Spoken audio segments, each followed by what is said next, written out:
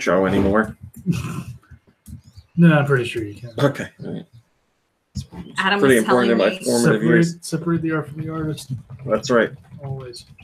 Adam was telling me saying that one of the residents in the house that he's working in, he's We're live. Just letting you know. okay. He's like real rude. He's How like, rude are they? Yeah, rude. he goes, but he's not like. Never mind. Aw. You got me all What the hyped up. hell? We'll talk about it later. When You started it. Now we got to go a whole like hour and a half. All right. 3, 2, 1. Go Nintendo Podcast, Webisode 661, the Fletchling Podcast. Did you call me? Speaking of Felchlings, Mom Brain, can you tell us about Fletchling, please? Fletchling is. Well, Kirby and Comanche are best friends. There you go. Lay down right there. Oh, yeah, very nice. Sometimes he likes to rub his face in my face. I'm in your face. Exactly. He doesn't like to do that to me, but I would like it if he did. All right, Mom Brain, please. Don't look at my kombucha like that. It smells weird. He's right. He can't smell it. The lid's on. Ooh. He's a cat. They have super smell ability. Well, he just super noticed something. Fletchling. Super noticed me, senpai. Fletchling is really cute. Super notice me. Super simple. Fletchling are small avian Pokemon similar in appearance to robins. That's when a bunch of senpais like form a giant combiner robot senpai. So it's like Voltron, but for senpais? Yeah. Sounds gross. Super simple. They have a reddish-orange head with a form of Super Senpai. with a triangular yellow mark on the back of each eye. Their body and wings are gray, and there are white tips on the wings. They have long black tail. Roses are gray. I knew it. Violets are gray. I'm deaf and colorblind. Thank you. Who's that? Someone's calling. Oh, wants to get on some ice cream action, does she? I don't know. Who's getting ice cream? We have to go to my parents' house later because they are away. And the cat needs to be taken care of. Oh, Meadow? Yes. And Mom Brain, I knew, was going to be like, oh, can we go to the Dairy Queen? Because it's out there. So you are welcome to join us. Oh. I mean, I don't think we're doing much at my parents' house. Just giving the cat food and petting it and then leaving. It's really just a stop on the way to Dairy Queen. This is your gig. Actually, yeah, I'm kind of curious to see what your parents' house looks like now. 2 words. A dump. No,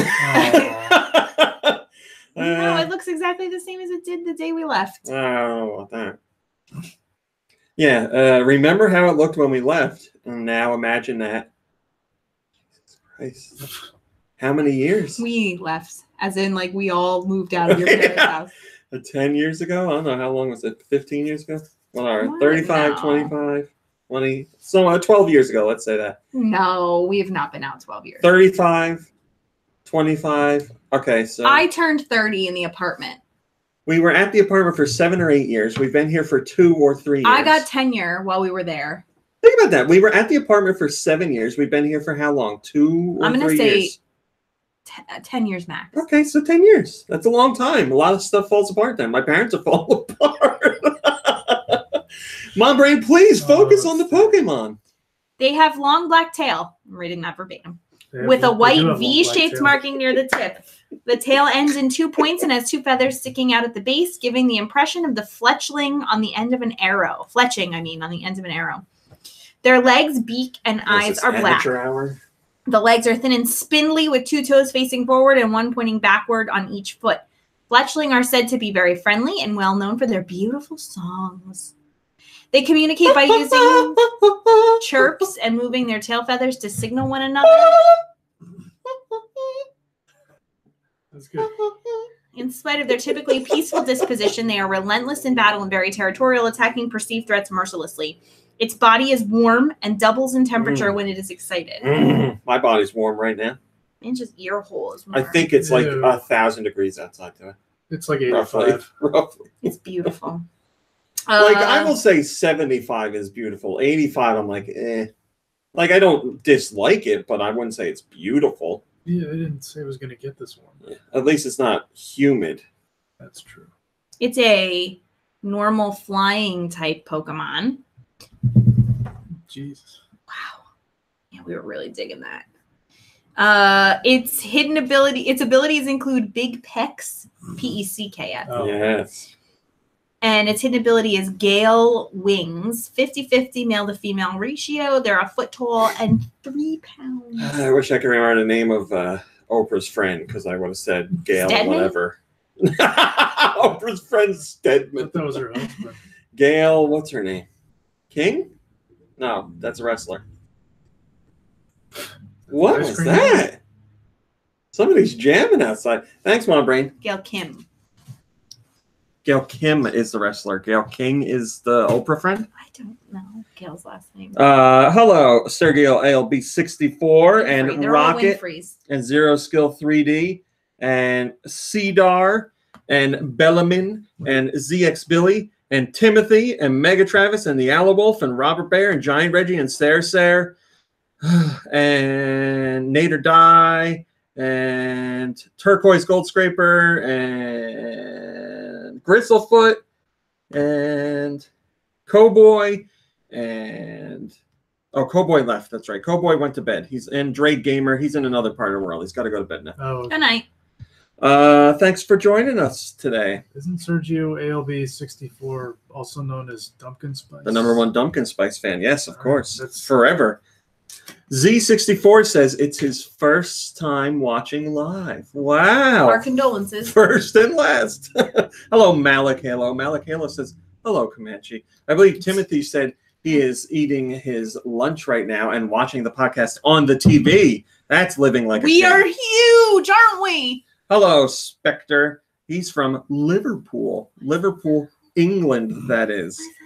Thanks for joining us, my friend. What time is it over there? What is it? 5 hours like later. 6 hours later? Oh. I think it's 5, but I'm not 100% sure. It is the Kitty Cat Stray Gamer. That's true. He's hanging out with us for now. Kitty Cat Man. It's okay, Aloe Wolf. It's okay. How's everybody feeling? How's everybody's week? You have a good time? Hello, Unknown. It Was it not too bad.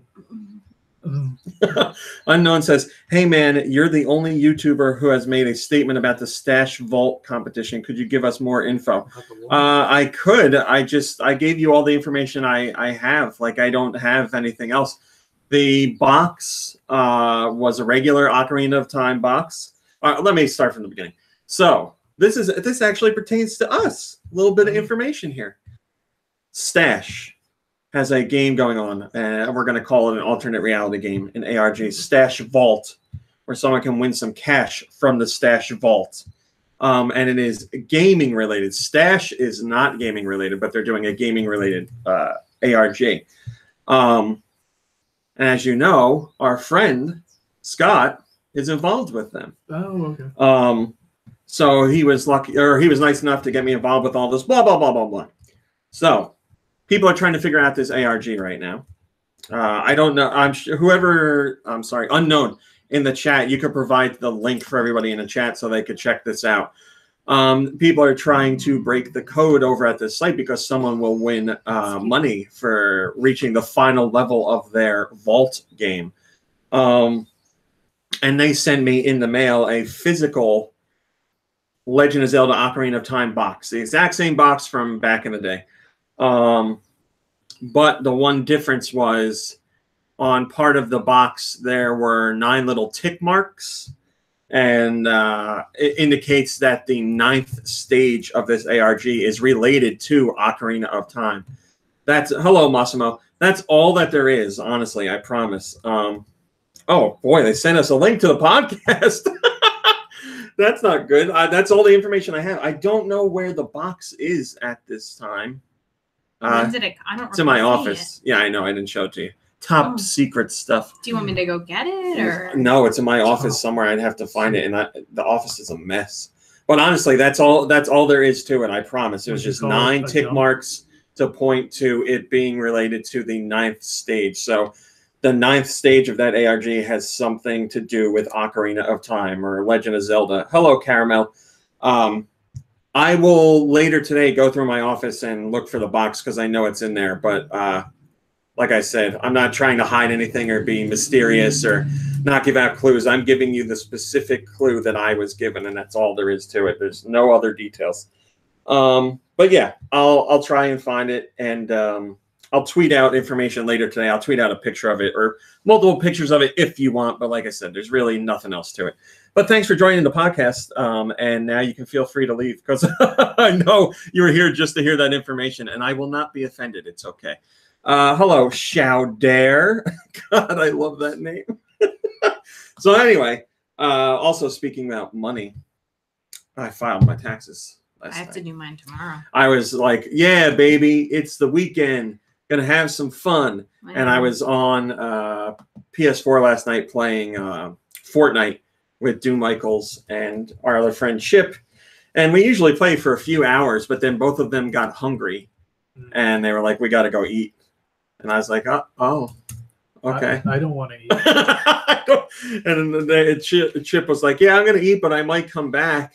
And Dew was like, nah, I'm going to eat, and I'm done. And I was like, oh, well, I guess I'll do my taxes then. And Dew was like, no, because he has to do them too. So I sat down to do it. You know, we're not sponsored by TurboTax. Here's another sponsorship I want.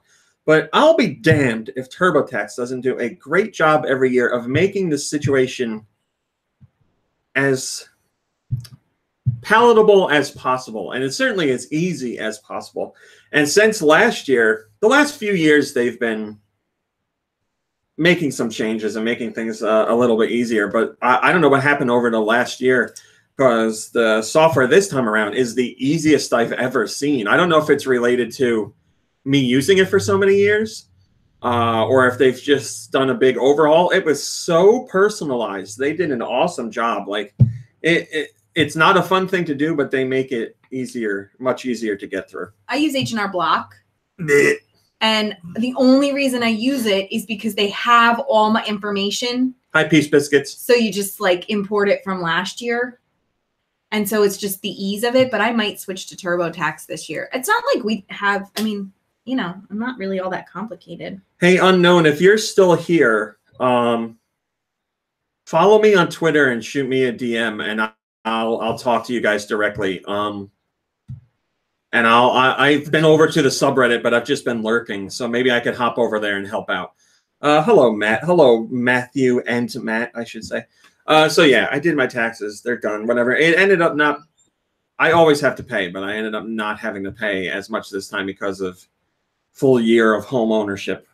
I told Jeannie today, or the last week, I was like, well, like, did you ever consider like putting it on like a credit card and then you get the points and then you pay it off? And she was like, she like smacked my butt because she was working on my calf. She's like, I never thought of that. And I was like, try it. But she owed like more than her credit limit. Yes. Was. Yeah, I don't owe past my credit limit, but we're butting up against it. The thing is, I think back when like we didn't own a home and we didn't have all these other expenses in our, you know, at the apartment, things were cheaper as far as what we were paying each month. Now it's a lot more here. I used to put it on my gold business card, which you have to pay off in a month, and I would just do that to get the points. But now I have to put it on the other Amex card, which you don't have to pay off or the next month because I can't. So I still get points, just different points. The gold points are way better because like I could pay my taxes, put it on, or I could put my taxes on the gold card, and I could go on Amazon and just buy stuff with all the points. Because like a lot of things, like it's like, would you like to use your Amex points and you pay nothing? I was like, boy, this is great. But yeah, now it's responsible adult can't afford to do that. Wait. And there's things coming up this week that I need to not need that I want to buy. Well, I need Nintendo Labo. I am not getting Nintendo Labo. Like I said, next week's podcast, I will be wearing that robot suit. I guarantee it. You will be putting it together. I want to put it together. Oh, okay. You can put together some of the other stuff. I'm getting the variety kit and the robot kit. So the variety kit has the piano, the fishing rod, the RC car, the house, and I'm forgetting one. What's the other one? Somebody in the chat help me. Race car, you said. Yeah. What is it? Fishing rod, piano, house, RC car. Oh, motorcycle. The motorcycle. Oh. So yeah, I mean, I know you want to put some of them together, so I don't want to steal it from you. I know the piano in the variety kit is the most complicated, or takes the longest, I should say. But the robot kit takes longer than that. So I'm very excited. I'm very excited for Nintendo Labo. Plus, this coming week is God of War, which I keep saying to you that I forget is coming out so soon. Yep. Hello, Elfman. That's right. Elfman says next week R in RMC will stand for robot. That's true. Robot meat. I got it right now. Like, I'm going to do my regular beginning talk like I'm doing now, and then we go into news. I'm going to flip down the visor and go into news mode. So I can laser focus on the news. Yeah, I heard some Target locations, and I saw some Target locations already have Nintendo Labo out on the shelves. But I haven't seen anyone actually able to purchase it yet. Perhaps I will try this weekend and see how it goes. But we can go today.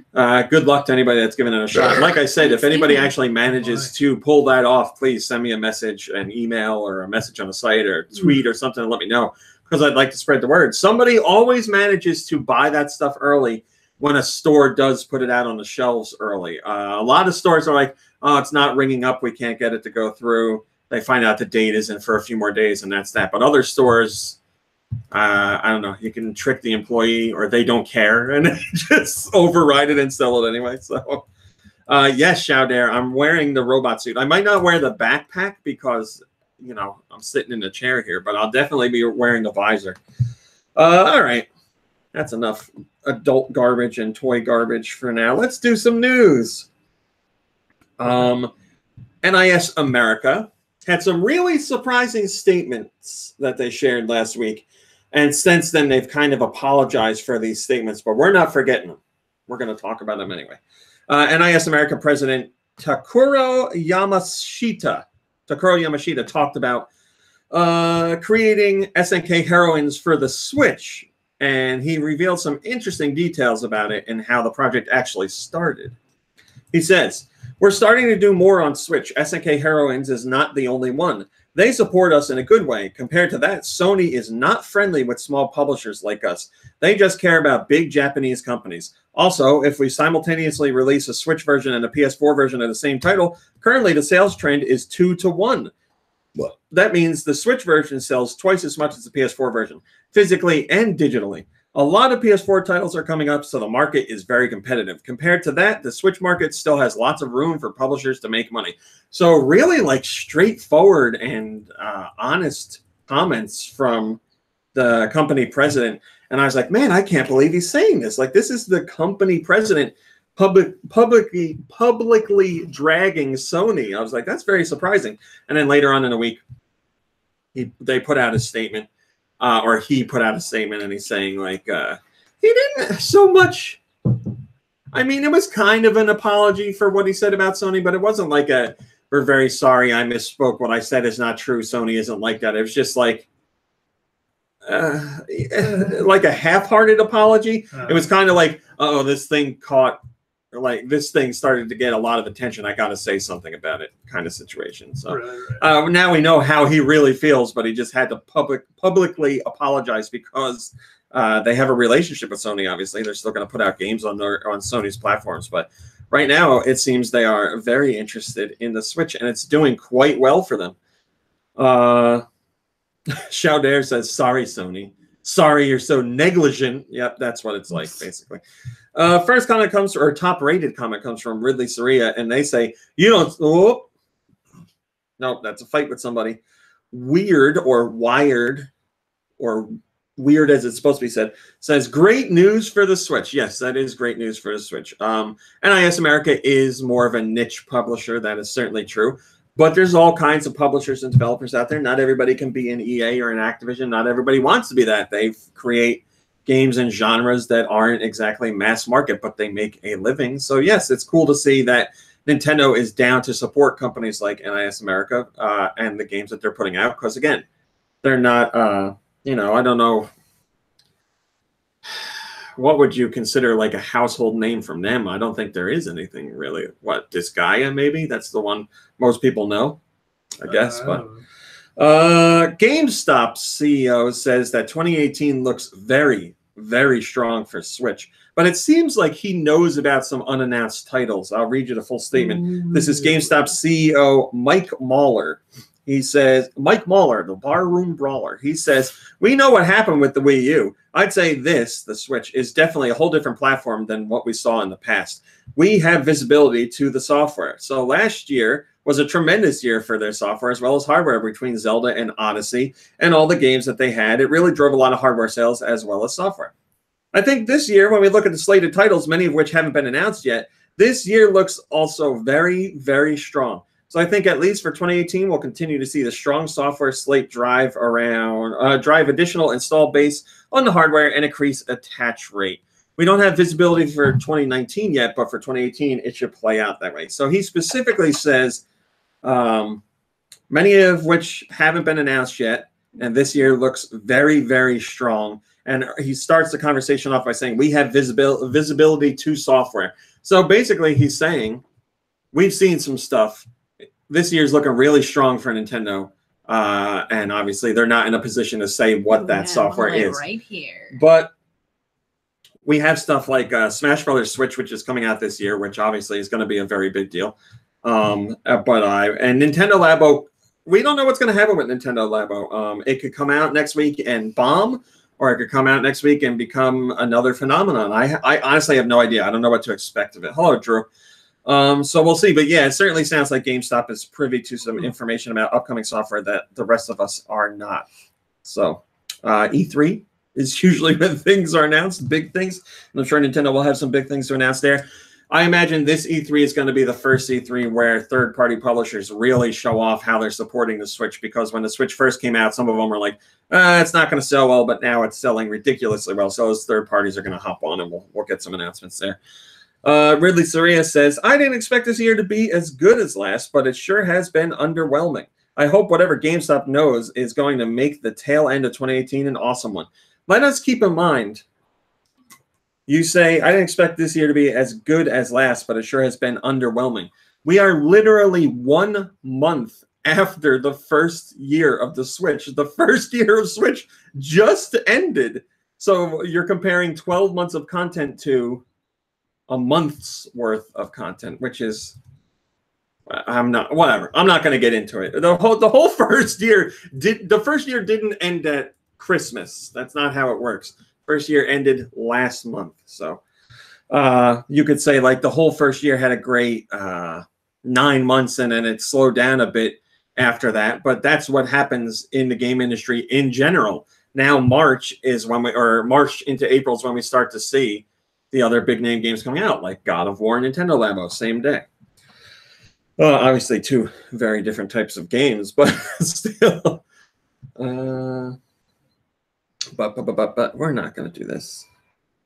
We're not doing that one.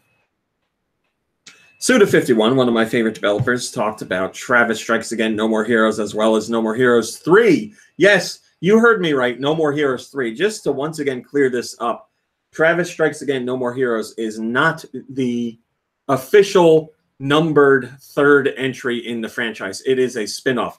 Now, as far as No More Heroes games go, yes, this is the third one in the sense that 3 of these games have come out, or the third one is coming out, but it's not the next official numbered installment. So in an interview, Suda51 talked about a whole bunch of things related to No More Heroes, and he was asked, why are you making Travis Strikes Again, No More Heroes instead of No More Heroes 3? He was like, hey, get off my back. He says there are several reasons. The first is that this is a brand new adventure for Travis. He is no longer an assassin going out to kill other assassins. He's going into video games, fighting in games within the game. So it's a completely new concept. No More Heroes 1 and 2 kind of set the formula for the series, and with this one, I wanted to take it out of the numbered installments and do something completely different. He also says that there's not going to be any voice acting in this game, which is kind of disappointing because I love Travis's voice and personality. His personality is still going to come through in the text, obviously, but That voice actor, I really like them. People asked if there's going to be a physical release, and he says maybe. So that's I know a lot of people. What does that mean? It means yes or no. Oh. And I forget who it is, but who the hell is it that says they don't believe in digital? They're going to be happy. Oh, he yeah, says maybe. I'm sure it'll come up was it Steel Diver? at some point today. Yeah, that sounds right. Is he there now? I do not see him. Okay. No. Guys, was it Steel Diver? And also, Suda is asked, is there any chance for No More Heroes 1 and 2 to get ported over to the Switch? And he says, his answer is so Suda. His answer is, 1-2 Switch. No More Heroes 1-2 Switch. Yeah. He says, it would be awesome if we could do it, but I still have to figure out, it out. Marvelous and Grasshopper Manufacturer share the IP, so I would have to get their permission. Obviously, that's going to cost money to get done. I'm sure both companies would like to see it happen, but someone's got to put the money out. Drake says, yes, it was Steel Diver. All right. I've seen a lot of people leading up to this interview talking about how they would like the first 2 games ported over to the Switch. I mean, I've played the first one a few times. I played the second one time, so I would love an excuse to try the second one again. It would be awesome if they were both in one package. But again, he's interested in the idea. He wants to do it. He's just got to talk to some people first. Maybe that's something that'll happen if like No More Heroes 3 does come out. Leading up to that, they could. I'm sorry, Du. I was looking at you in the IRC chat. I really was just a second ago. I see you. I see you, Doomig. I see the IRC chat. I'm here with you. Autumnal Blake says, No More Heroes 1-2 Switch. This guy is interesting. Yes, he was making a joke, a weird Suda joke, which is just part of what he does. Mom Brain. Yes, dear. Hello Kitty. No, but it does relate to a cat. Jean. No, good guess. You're firing all cylinders today. Got another guess? Something about Night in the Woods. No, there's Catnap though. That's a good guess. What if I told you ghost? Ghost. The keyword is ghost. Cat and ghost. Got a hair in my mouth though. I can't think of. Yokai Watch. Oh. Your favorite cartoon, Yokai Watch. Everyone's favorite show. Everyone's Yokai favorite Watch. show. Yokai Watch 4 was announced for Switch. Yes. Another installment in the franchise coming to the Switch. I don't know if it was announced for 3DS. I don't believe it was. I think just the Switch. This comes from, I think it was in Koro Koro magazine. And it's going to feature characters from the anime. And it comes out sometime 2018 in Japan. Is it going to get localized? I don't know, because we're a little behind on the Yokai Watch games. Is there going to be a Yokai Watch game to reinvigorate sales of the Yokai Watch franchise? Because Level 5 did what they usually do. They get a really big hit, and then they burn it to the ground. They just keep putting out stuff. They put out a new game every year very quickly, and lots of spin-offs in there too. And it's just too much. It causes franchise fatigue really early. And that's what seems to have happened with the Yokai Watch. Hello, Fungus. Fungus says cat butthole. Yeah, that's what this stream is all about. That's my boy. Hashtag cat butt. So, I don't know. The fact that it's coming over to Switch, I'm sure we'll get people interested, including fans who have lapsed for a while there. They might see it coming to the Switch and be like, oh, maybe it's time to get back into this. We don't know anything about the game, really. We haven't seen what it looks like, but it is coming out this year, which is kind of surprising. Surprising. Hello, the Name Key and Clown.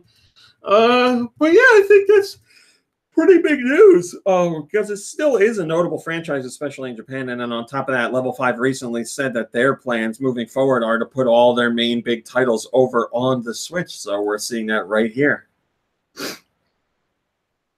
Whoop. First comment comes from Entity, and Entity has a top-rated comment, and he says, they are very welcome to port Ni no Kuni 1 and 2 as well. I played Ni no Kuni, the original. I bought the sequel and have not played it yet. But Ni no Kuni, what a great game. I really liked it. It just has that.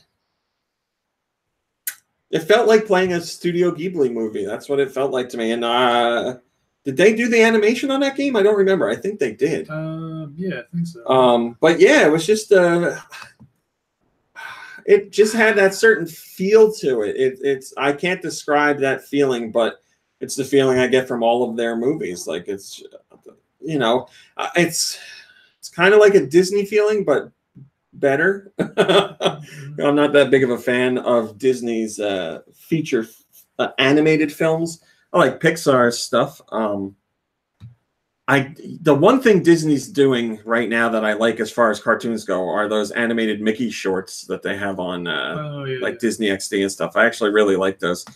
And I'm surprised that they're doing them in the style that they are, because they're definitely somewhat influenced by like Ren and Stimpy and stuff like that, with like grossed out close-ups and things like that. Oh, really? Yeah, they're good. I really like them. I appreciate that, because Disney's got a ton of crap going on. I appreciate that they'll still like shell out some bucks for a little niche thing like that, because it's not like Mickey's doing too much lately. What the hell does Mickey do?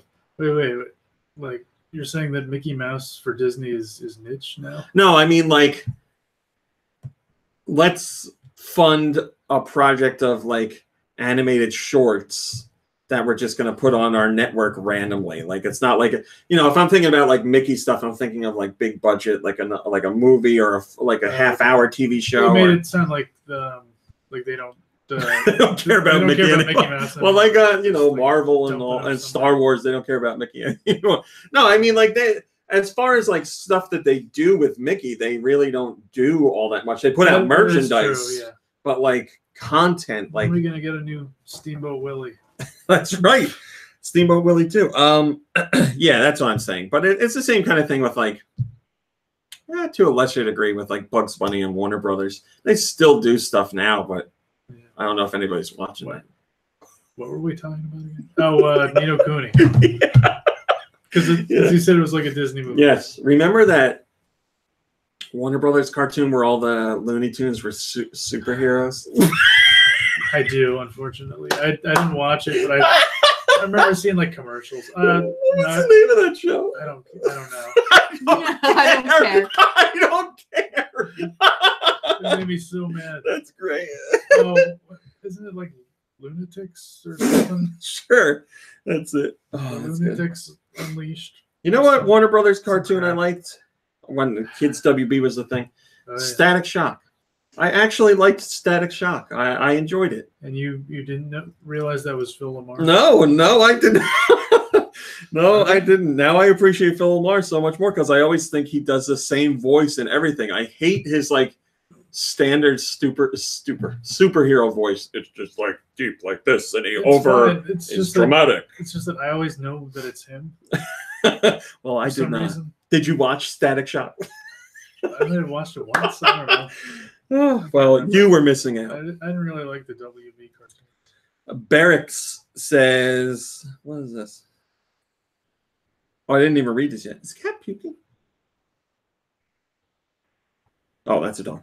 Hackers have said that, hey, the Switch and Nintendo with the Switch, they did a pretty good job when it comes to security efforts on the platform.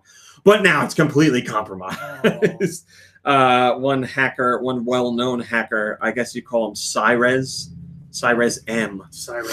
Cyrex wins. He says, I think that software-wise, Nintendo has done a really great job. Their operating system, Horizon, is a new updated version of the OS on the 3DS. With all the hardening that has come from the 3DS's years of security issues, there have been a few unfortunate mistakes on their part, but by and large, Horizon is extremely secure. We've still not seen even one traditional exploitable vulnerability in the Horizon kernel, which I think speaks well of the investment Nintendo has been making into securing the platform. I think the Switch's biggest weakness, security-wise, is that it's running on and has to be designed around the Tegra X1 hardware. Then he goes on to say, the Switch has been completely compromised. All current hardware can be compromised. They can mitigate vulnerabilities in newer units, though, either via a hardware revision or updating the boot ROM patches written at the factory level. So we've talked about this on the podcast before in the sense that there is a vulnerability there and they need to upgrade the chipset. And it seems like that's what they're going to do just to get around this issue. But this guy's saying all current Switch units are compromised. Nader Dice says Lunatics Unleashed. What's the name of it? Oh, isn't that what I said? I don't know. I said something about lunatics. I don't care. Fine, I don't care either. I was only saying it because you said it. Oh, Kirby. Entity says so. There's no way Nintendo and Nvidia can find a solution to this. We all know that piracy is inevitable now. Piracy is inevitable on any platform. Unfortunately, it's just the way people go. We're not doing that. Bethesda talked about the Switch. They've released a number of games on the platform so far. They have another one coming out shortly. Wolfenstein 2. Wolfenstein 2? We don't have an official release date for that yet. How am I going to... I'm going to guess your name is Adele. Hi, Adele. Yeah, it's Adele. So they talked about future support. They were asked, are there any plans to bring over other currently released Bethesda titles to the Switch? And who is this? Pete Hines over at Bethesda says, it'll just depend. It'll depend on whether or not we think the game is a good fit for the platform technically and whether we think it's something that the audience wants on Switch. In that way, it's literally no different than any other platform that we look at or any other game that we do. Hopefully, it'll be a mix of both. If there's stuff that folks want us to release on Switch and it's a good fit and it works, great. If it's new stuff going forward that we think is a good fit and will work on Switch, then we'll do that too. They're asked about potentially releasing games that are only available on Switch. And he says, I don't know. We'll have to see. All that stuff comes down to the devs' ideas and what we think is a good fit idea. What we think is a good fit idea-wise and platform-wise. There you go. I got it. And he's also asked on future Switch titles releasing side-by-side with versions on other platforms because that hasn't happened. The closest we're going to get is Wolfenstein, which is still going to be months after the other versions came out. And he says that's always our preference, but in the case of Skyrim and Doom, well, that was impossible. In the case of Wolfenstein 2, we needed the extra time, and there was no way we were going to hold the other platforms to wait for Switch. From my perspective, anytime we can bring it out on Switch at the exact same time as the other platforms for new releases, I don't know why we wouldn't. So basically, good stuff all around from Mr. Hines and positive comments about Switch from Bethesda. Hello, Fanders. How are you? So I'm sure they have more coming to the platform. Hello, Kimmy Newt. I see you in the chat over there. Kimmy Newt says, is the podcast on? That's still a thing? Jeebus. I'm going to go listen to the Arthur theme on repeat now. I guess they're not a fan of the podcast. Oh. Well, I'm not a fan of Kimmy Newt or the Arthur theme. I'm a fan of the Arthur theme. I can't say that. I love that theme. No? I wasn't really a big Arthur fan. Is it because you preferred his old nose? Please take leave from this statement. I know what theme you were a fan of. Goodbye, my brain. Gummy bears? Puppet babies? Dumbo Circus. It's something that you really shouldn't miss. Dumbo Circus. No, that's an exit. Adele says Arthur's pretty good. I think it's pretty good, yeah. Suda51 talks about the No More Heroes franchise continuing it beyond a potential No More Heroes 3. So he has more to say with Travis Touchdown. And even though No More Heroes 3 isn't officially confirmed, he has ideas past that. He says, if Travis Strikes Again is successful, my goal is to make No More Heroes 3. I hope to even go further beyond this as well. Travis is such a part of me that I want more people to experience him. He'll go to even more new places, new game ideas. So there you go. I mean, I'm all about more No More Heroes. So I'll follow Travis wherever he goes, spinoffs and main entries and whatever. I'm just a big fan of that franchise. No, not B. Arthur, Name King Clown. I don't think B. Arthur has a theme song other than the Golden Girls theme song. But hello, Hugo. Or maybe the theme for Maud. Yeah. And then there's more. Mr. Rise says, I guess that all but confirms it. Travis Strikes Again is essentially a test game from the publisher. No More Heroes 3 No More Heroes 3 if the game flops. I mean, that could be the case, although I don't think Travis Strikes Again is going to flop by any means. I think lots of fans are going to pick that up. That's definitely a high-profile eShop release, so I wouldn't worry about it too much. Rocket says, heck yeah, podcast. Ice says...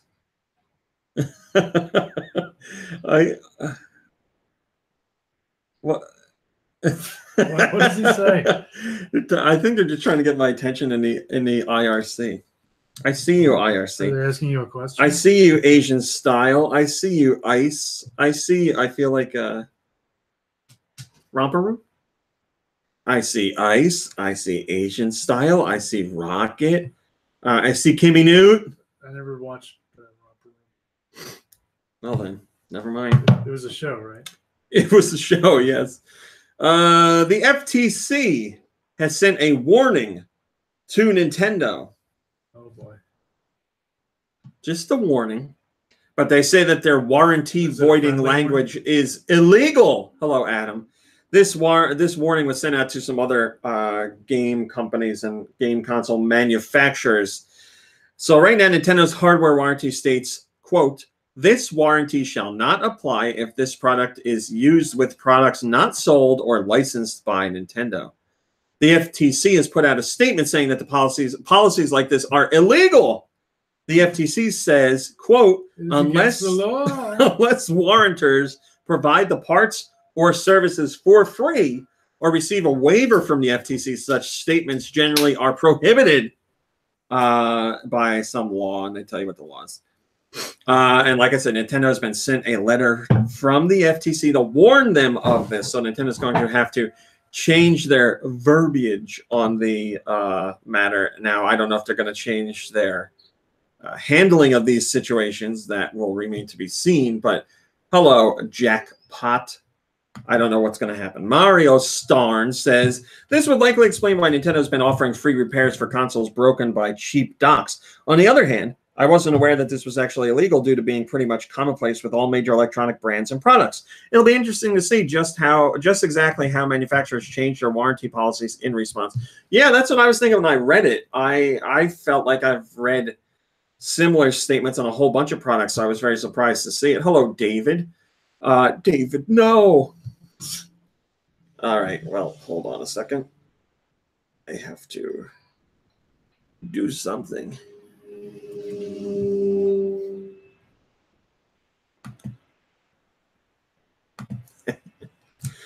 Sorry. What's so funny? No. Universal Orlando. Mom Brain, you were just around the Universal area. I go there a lot. Well, remember how Universal's getting a Nintendo-themed set of attractions? My mother is planning your arrival. Hello, Laker Link. Well, I'm excited. Well, here's the thing. There's some good news and some bad news.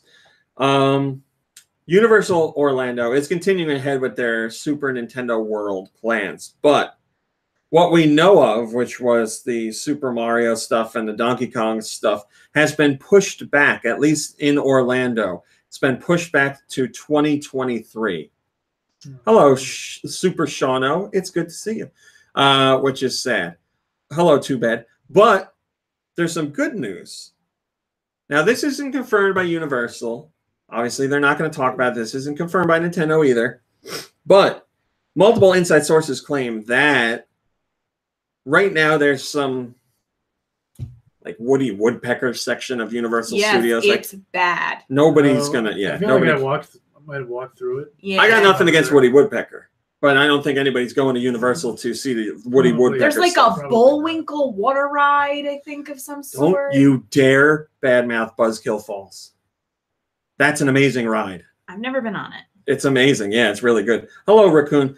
Well, apparently they're getting rid of the Woody Woodpecker stuff, and they're adding in Pokemon stuff. So Pokemon stuff is going to come to the park in 2020. That's been bumped up. That's going to take the place because the other stuff is going to move to a brand new park that they're opening. Yeah. There's like this 400 acres of land that they bought that's right next door, and they're going to use that to add in all that stuff. So We're gonna have to wait longer for that Super Nintendo World stuff, at least when it comes to Orlando. So this but we'll is have in my Pokemon mother's stuff. plan. We'll have Pokemon stuff to check out. Because she's had a Universal season pass for like I think she got it for like a year and change. That's up. She wants to get a season pass to Disney instead for the coming year, but she's like, when the Nintendo park opens, we'll get the season pass to Universal again. Yeah, it's the right thing to do, I think. So she can come with us. Well, you got to deliver the bad news then. Sorry, we're not going to see it till 2023, Ma. Well, I mean, I'll go for the Pokemon stuff. All right, we'll get ready. I just hate your family. I just hate your family. Also, for the record, the thing is, I hate your family. my mother bought My you. mother. My mother. Oh yeah, the shirt you didn't show bought me you yet. a shirt. One second. Vin Loria says, "Cripes, by that time, we'll probably be on the Nintendo 8." We will. The Nintendo 8's coming out. Yeah. Wow, that's what? It's just like a fighter pilot, but with a cat head? That's right. That's She was really like, I weird. saw that and I knew. So I mean, like, out of my way, I know someone who needs this shirt. free clothing I is like free clothing. So I think it's great. Herbie, Yes, sir. you have a history with Rocket Knight Adventures. You've told the story a few times on the podcast. Oh, about how I wanted there to be a version for the Super Nintendo, and I actually like wrote a letter to Konami. Yes. And then they actually Then they did it. and they wrote me back, and they said that there was a game for the Super Nintendo in the works, and they gave me like trading cards with like Rocket Knight Adventures trading cards. You know what I wished I knew when I was a kid? That Sparkster, which was the sequel to Rocket Knight Adventures, was a different game on the Super Nintendo and the Genesis. They were two separate games. Oh. I never knew that. But yeah, for some reason I never actually played Sparkster. Yeah, I haven't played it yet either. I never bought it. All I know is wanted it so bad that you wrote them a letter, then it comes out and you're like, eh. It's weird. I don't know what happened. I might have just been distracted by something else. Well, my understanding is Sparkster isn't as good as Rocket Knight Adventures. Yeah, I'd be curious to try it though. Yeah, I would like to try it too. And there was that new Rocket Knight Adventures. What was it called? Where was on? Oh, the one on I barely remember anything 360. about it, but I played it start to finish, which probably means it wasn't very good. I played some of it.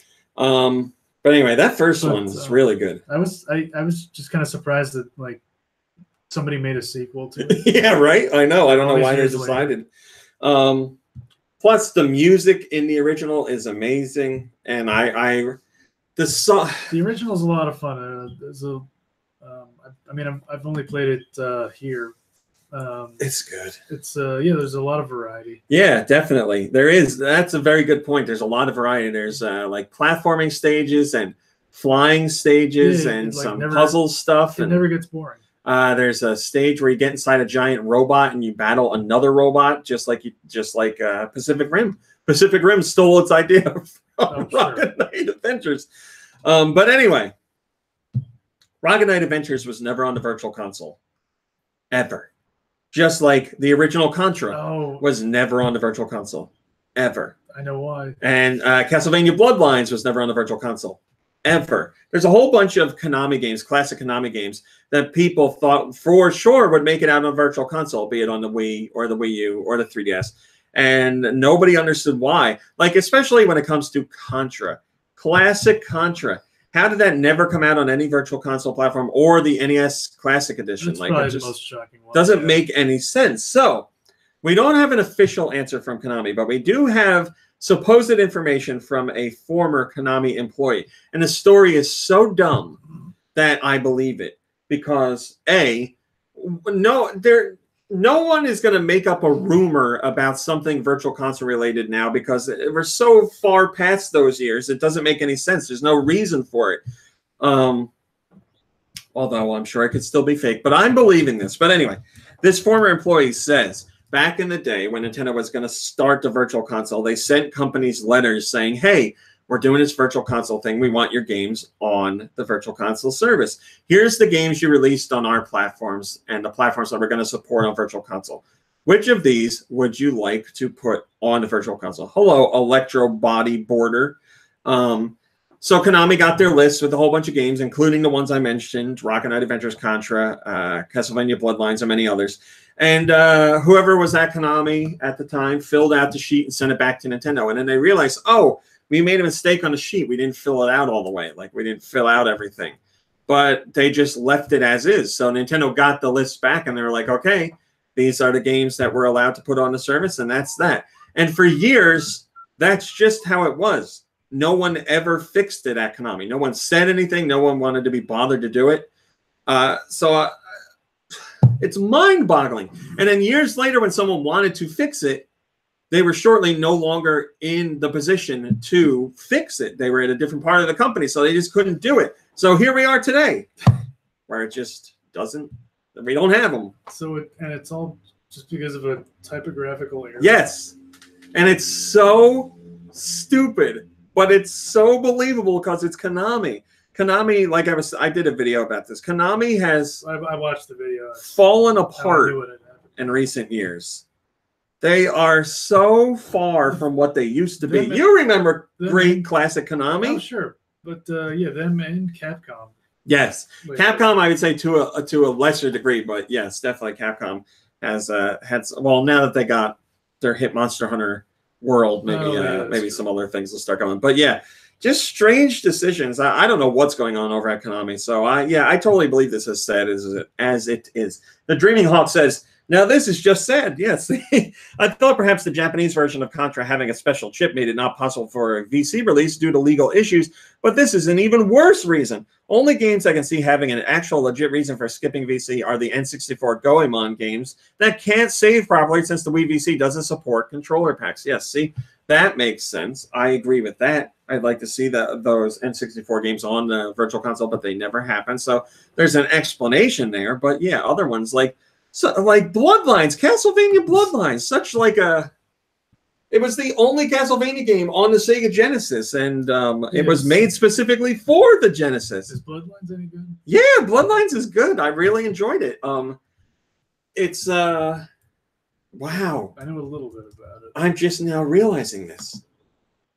Bloodlines is a great game, but Bloodlines and Rocket Knight Adventures both have a stage. Are both made by Konami. Both have a stage. Oh, see you later, Alan Wolf.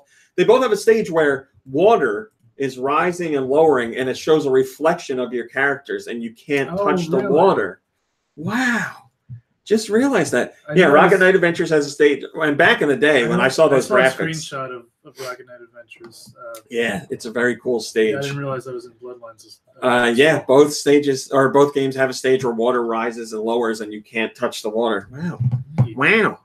But if you haven't played either of those games, find a legal way to play them. They are great. Two classic Konami titles, really cool stuff. I have Rocket Knight Adventures, the actual cartridge for the Genesis that I bought at a retro game shop.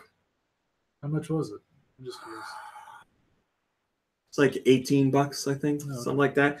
I think I have Bloodlines, but I think it's a reproduction because I know because I know Bloodlines is tough to find and pretty pricey, and somebody had a reproduction. Shao Dare says, "Isn't Bloodlines on the PSP? Is it?"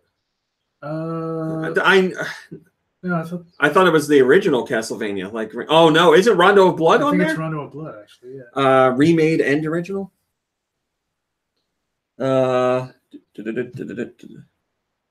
Kimmy New is having a rough day. They're just complaining about everything, not us this time. Woo! Thank God. Shovel Knight was a exclusive to Nintendo platforms for a while on the Wii U and the 3DS. Now it's on every platform under the sun. Matthew says it is on PSP. Okay. Is it really? Bloodlines is? Sure, it could be. I mean, that's great news. I still have my PSP. I'd like to play it, but I did not know that. Now it's on everything. This is Shovel Knight. Windows, 3DS, Switch, Wii U, PS4, Xbox One, Vita, Mac, and still other platforms.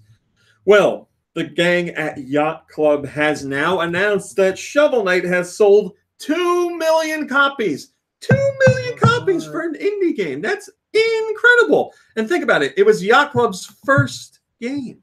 Their first game sold 2 million copies. And they still have more content coming out. One last big thing for Shovel Knight anyway. You want to know the breakdown? I'll give you the breakdown. 24% of people bought Shovel Knight on the Windows platform, so through Steam and stuff like that, basically. 23.9% bought it on the 3DS. 17.6% bought it on the Switch already. That's the one that's been out on the least. 14% bought it on Wii U, and then so on and so on. So obviously Nintendo fans are very into this. And Yacht Club went out of their way to say that while the Windows version is the most popular by just a little bit, they say that's also the version that had the most sales going on, so it doesn't really equate. And they also talk about how the Switch version is doing phenomenally well. It's the fastest selling version out of all the versions, which is crazy because Shovel Knight has been out for a while before it came out on Switch. So they have a huge blog post detailing like breakdowns of parts of the world that bought the game and when they bought it and stuff like that. So really detailed stuff, but congrats to them. I'm a big fan of Way Forward, and Yacht Club was birthed from some former Way Forward people. And I think their first game is great. They got a lot to live up to when it comes to their second game, whether it's a sequel to Shovel Knight or something completely different. But they did a really good job. Hi, Lars says, they certainly do deserve these sales. Treasure Trove was the one thing I bought day one as soon as I got my initial Switch. Wouldn't have it any other way. Mario Mania says, will there be music? Of course. There you go. There will be. So just stop listening now and come back in 20 minutes. North America this week's digital downloads. North America got Don't Starve, the Switch edition. You play as Wilson, an intrepid gentleman scientist who has been trapped by a demon and transported to a mysterious wilderness world. Enter a bizarre and unexplored locale full of strange creatures, dangers, and surprises. Do whatever it takes to survive, but most importantly, don't starve. I played it on Wii U. I really liked it. It's very fun. It's as far as I know, randomly generated, and you try and survive and go out and explore and collect resources and stuff. And it's got like a very Tim Burton look to it. Good stuff. Good stuff. What else we got here? DLC for some stuff.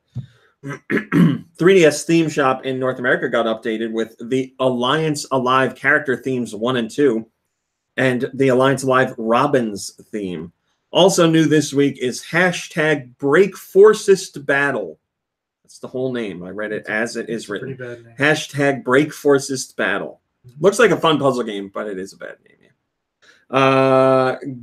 Gururin, the Neo Geo game, is on Switch. As Divine Hearts is on Switch. Burly Men at Sea is on Switch. And I can't tell you how many people have tweeted me to tell me that it's a game about me. Is that Goose Game out yet? No. Well, it might be like, like a beta or something might be out. I really can't wait. I just saw an article about that the other day. I don't remember what it's called. Dragon Blaze is on the Switch. Drone Fight is on the Switch. Eternal Edge is on Switch. It's Spring Again is on the Switch on April 17th, so a few more days. Pirates All Aboard is on the Switch April 13th. Yeah, so it's out. Regalia of Men and Monarchs, the Royal Edition, is on Switch. Rogue Ace is on Switch. Skies of Fury DX on Switch. Square Boy vs. Bullies Arena Edition has a demo on Switch. Streets of Red Devil's Dare Deluxe is on Switch, which is a send-up of Streets of Rage and other beat-em-ups of the time, but it's chock full of pop culture and video game references. So also, it's a quite fun beat-em-up, so check that out. ZX Billy, I don't know if she knows that. I will tell her that in a second. Twin Robots Ultimate Edition got a demo on Switch. Word Search by Paugi is on Switch. Zotrix Solar Division is on Switch. And yes, the Wii U got a game, Shadow Archery. Mom Brain, ZX Billy wants me to let you know that Hello Kitty is coming to the Switch. Hello Kitty Cruisers, a kart racing game, is coming to the Switch. How excited are you? I better start eating better. One to 5 Hello Kitties. It's 5 meows. 5 meows. Let's see if we can get that on the box art. Now Robert is asking me if I've shown you the game yet. People want to. Hello, Lee. People want to know. Are you going to a day one purchase? Oh, for sure. Ridley Soria says, "Don't Starve" is a good Excuse game. me, I'd like to pre-order Hello Kitty Kart Racers. Enjoy. Well, it's funny you say that because first printings of the game include a special patch that you can wear. Only first printing though, and only in North America. Could Well, be yours. Could be yours. Right here, nice little Hello Kitty Bro Ouch.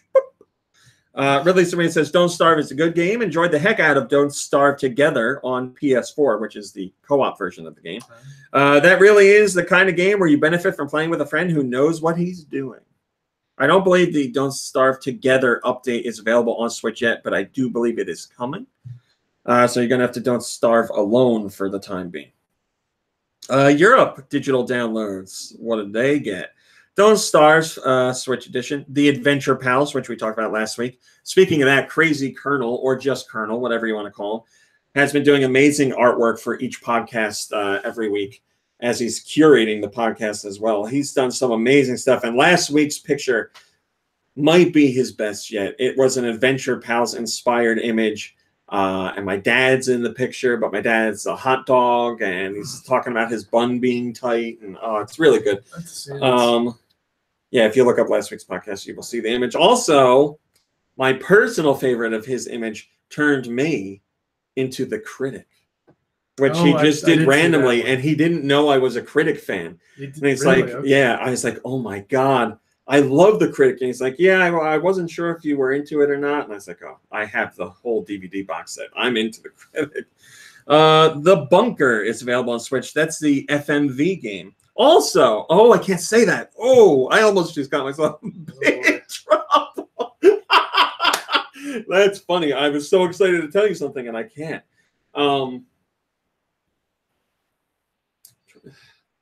If you're a subscriber to Nintendo Force, I wrote an article for Nintendo Force, and we have the exclusive reveal of something in next month's issue, or in the next issue, whenever that comes out. I believe we just hit the deadline for all the content. So usually that means it'll be to you guys in 2 weeks, something like that. Digital, I mean, you can still get the physical edition, but digital comes to you right away because it's digital. But yes, I wrote something, an exclusive reveal. Honored to write about it. It is Switch related. And I can't say anymore because I'll get in trouble. Well, I'll say this. It's not first party. I don't want anything going out there where people are like, oh, Nintendo's revealing a new game. It's not first party. But that's all I got for you. Masters of Anima is on the Switch. From what I hear, Masters of Anima is like, it was like Pikmin, but not, it doesn't look like Pikmin, you know, like you're controlling like monsters and stuff or hordes of evil armies. I don't know, but it plays, I've heard it plays somewhat like Pikmin. Super Daryl Deluxe is on Switch. Bomb Slingers on Switch. Deep Ones is on Switch. Hashtag Break Forces Battle is on Switch, or Break Forces Battle. Maybe it's Break Forces. Yeah, because it says, are you hungry? Break Forces Battle. Still bad name. Hashtag Break Forces Battle. Gururin, Asvine Hearts, Burly Men at Sea, Dragon Blaze, Drone Fight, Infernium, Johnny Turbo's Arcade Bad Dudes, Regalia of Men and Monarchs Royal Edition, Rogue Aces, Shelter Generations. Shelter Generations looks interesting to me. Okay. Shelter Generations, you embark upon unique journeys in the wild that present varied challenges and familial love. It's a memorable experience wherever you play. One of them is about family badgers. One's about family foxes. Just trying to make it out there in the world. I like a badger. Skies of Fury DX on Switch. Splat the Fruit on Switch. Streets of Red on Switch. Word Search by Paugi. Zotrix Solar Division. Gal Gun 2, which is coming to Switch in North America soon, but it is in Europe. And yes, that is the game from Inti Creates, where basically you shoot guns at girls and you see their underwear. Pirates All Aboard is on Switch. Sumer, I guess it's pronounced, because it's about Sumerian nobles. That's on Switch. Super Chariot has a demo on Switch in Europe. That demo is coming in North America on the 18th, I believe. Chariot. Chariot's an awesome game for co-op. One of my favorite co-op games of all time. Play this demo. I hear there's something wrong with the demo, that it runs poorly, but if you restart your Switch after you get it, it runs fine. So do that. Don't let that reflect on the game itself. But boy, oh boy, is Chariot fun. So I imagine Super Chariot, which is a revamped version of Chariot, is going to be just as fun. Nikki Hill and I played Chariot, and we loved it. Right. Super intense, just a blast to play. We laughed a lot at it. You really have to work together. It is a co-op game where co-op has to be the focus of what you're doing. You can't run off on your own because the both of you are working together to control a chariot. Mm-hmm. And it like runs away and slides down hills, and you got to drag it across like precarious spots and over chasms and stuff. It's really, really, really fun. Check out that demo. Also, in Super Chariot, they're retaining the interactivity with the Philips Hue lighting system. Oh. So as you play the game, the lights change with the scenery on the TV. Like, not like, oh, now we're in a blue level or something like that. They change organically as it's going on. As you move, the lights are changing. How cool is that? I think we need that. Well, we have the lights. I know. So I'm going to get the game. Okay. Black Hole has a demo on Switch. I and Me has a demo on Switch. Square Boys versus Bullies has a demo on Switch. Twin Boys, I'm sorry. Twin Robots, not Twin Boys. Twin Robots has a demo.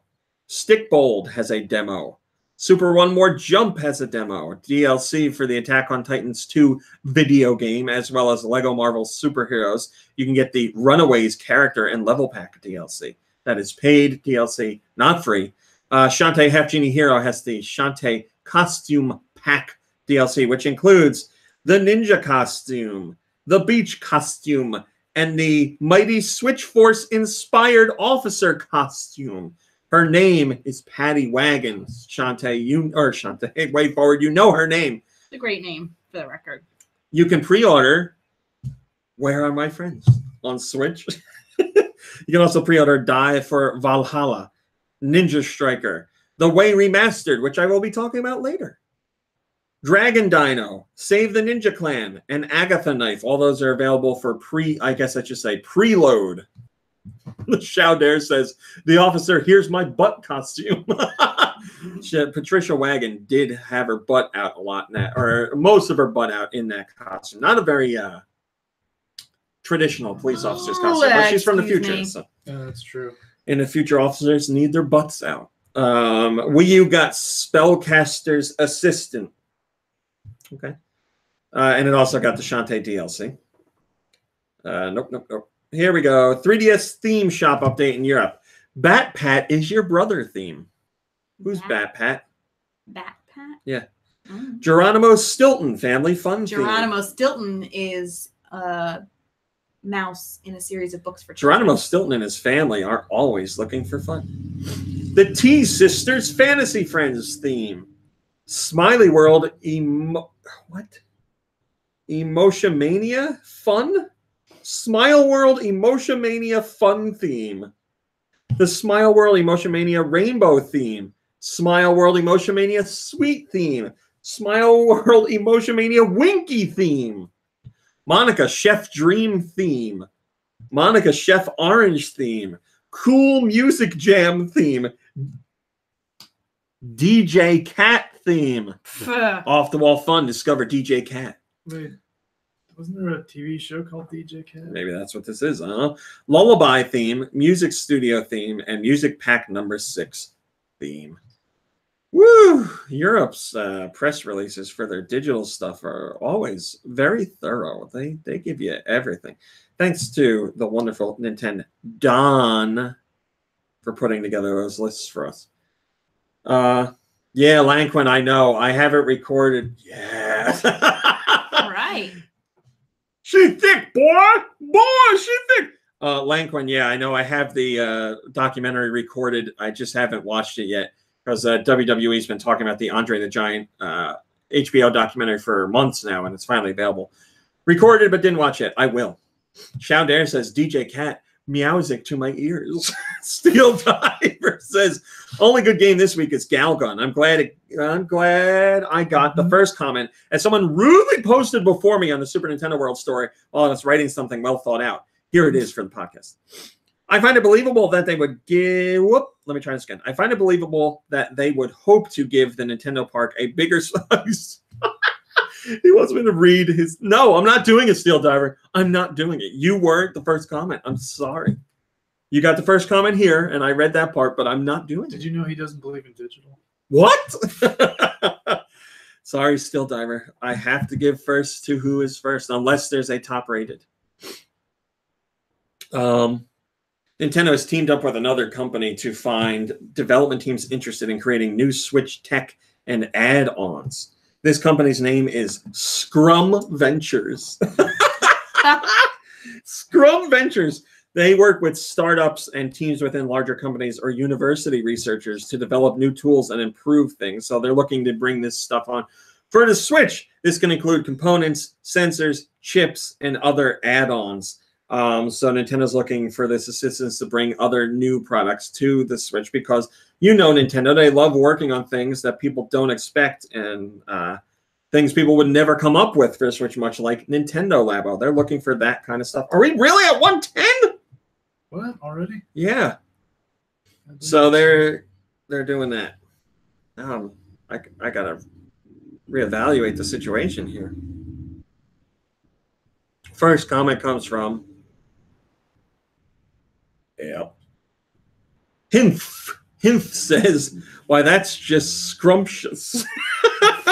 I get it, Hinth. All right, let me see what I got left here. I got to do.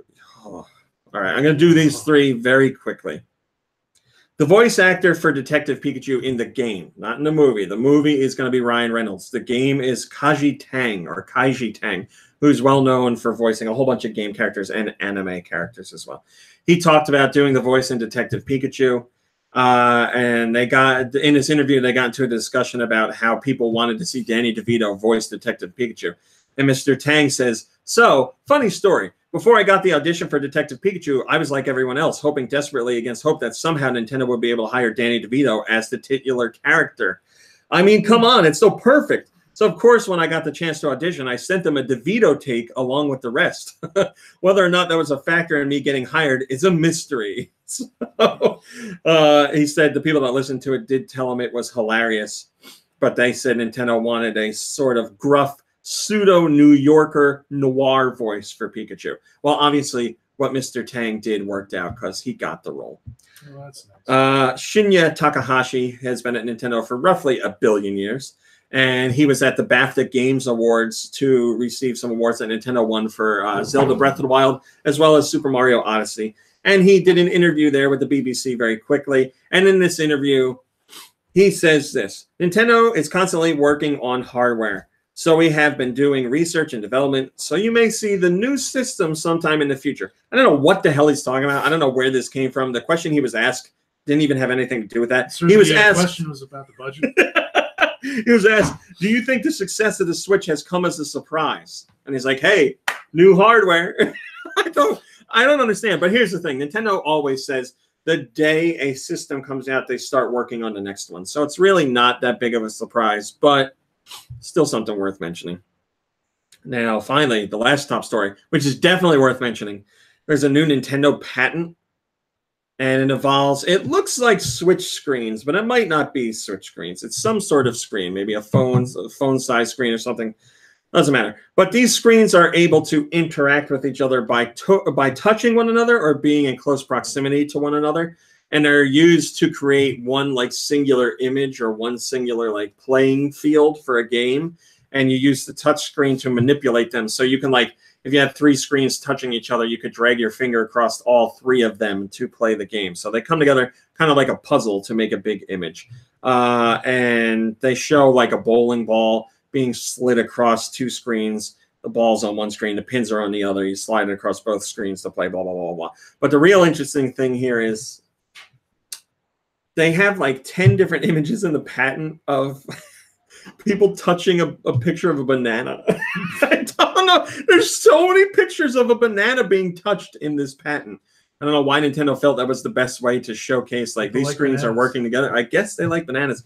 Maybe it's for Iwata. He was big into bananas. I don't know. Was he really? Well, he's had some banana memes related to him in the Nintendo Directs that he used to do. So yes. But yeah, again, as I always say, these patents don't mean that Nintendo's going to release something like this. Could be for an existing product that's already out. Could be something new that they put out later, or we may never see anything from it. We may never see nothing. Hello, J2 Blue. Top rated comment says bananas. Well, excuse me. Top rated comment from BPM says bananas. Iwata's dreams still live on. Yes, it's true. Let me tell you, I love bananas. See, I was just talking about how much people love bananas. I do. Well, do you know what bugs me though? Do you ever have this happen to you? A banana gets caught in your tailpipe. When you eat a banana, but it's like one of those ones that's like really, really ripe and maybe a little bit mushy and it makes you choke. Like the vapors from it make you choke. The banana vapors. I tend to avoid. You got some in your beard. Overripe bananas. Oh, well, I feel no. Where is it? Just tell me. Come here. It's like all in there. I don't know what that is. I don't want to know. I don't like it. It's an egg. I'm grossed out. It's a spider's nest. It's still there. I just took something out. Dwarf! Well, anyway, it happens to me, and it's terrible. I can't stop coughing, but it comes from like down here. It's like a like I got something in my like a vapor in my lungs. The vapors. Yeah, I tend to avoid bananas that are starting to like turn brown. I feel like it's a waste of money if I don't eat it. Well, you know you can make them into banana bread. I think like the overripe ones are supposed to be best for that. J2 Blue says banana is the greatest of all time of fruit. I like bananas. I mean, I like all fruit. There isn't a fruit that I don't like. CX Billy says crushed bananas on toast. My favorite breakfast. How come you don't eat avocado toast anymore? I do. I just had it not that long ago. She's a millennial. Oh. We all are. All right, we're going to skip question today because we don't have time, but I do want to talk about what we played. Do either of you have something you played that you really want to talk about? I didn't play anything this week. Night in the Woods. That's it. Okay. So I played more Fortnite. I'm one of them regular average gamers. I'm a gamer bro because I know all of them are playing Fortnite, but it's a lot of fun. So I'm playing Fortnite. Fortnite, bro.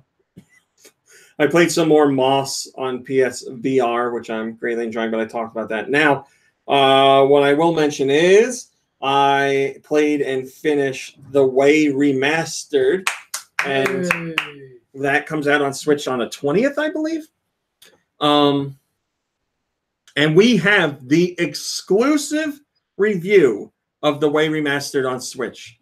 No one else in the entire world has a review of that game.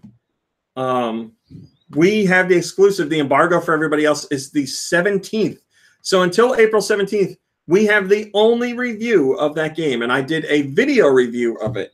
Now, let me talk about it a little bit here. If you'd like to hear my in-depth details and discussion, you can check out the video review, which is on the YouTube channel, of which this podcast is on. Anyway, The Way Remastered is basically a love letter to cinematic platformer adventure games.